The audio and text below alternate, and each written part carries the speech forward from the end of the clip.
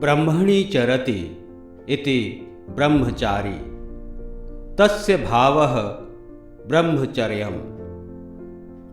अर्थात जिसका मन ब्रह्म स्वरूप के चिंतन में विचरण करता है वो ब्रह्मचारी है और उसके भाव को ब्रह्मचर्य कहते हैं।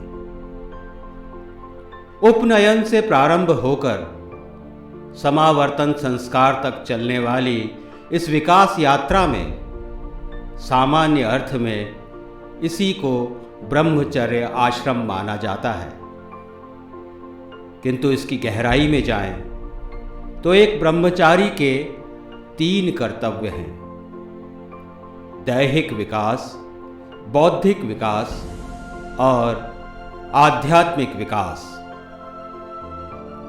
दैहिक विकास के लिए उसे अपने शरीर की सप्त धातुओं रस, रक्त, मांस, मेद, अस्थि, मज्जा और शुक्र को शारीरिक श्रम, व्यायाम और संयम से पुष्ट तथा बलयुक्त बनाना होता है।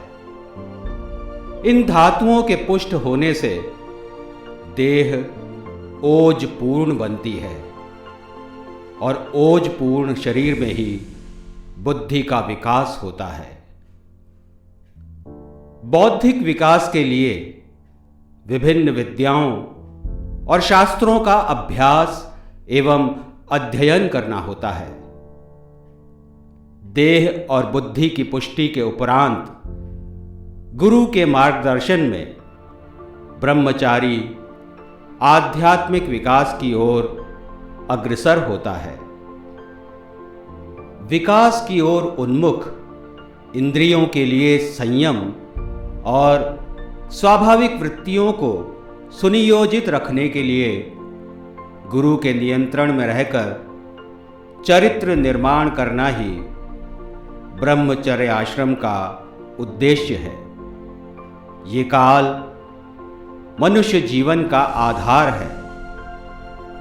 आधार जितना पुष्ट होगा उतना ही जीवन रूपी भवन सुदृढ़ होगा।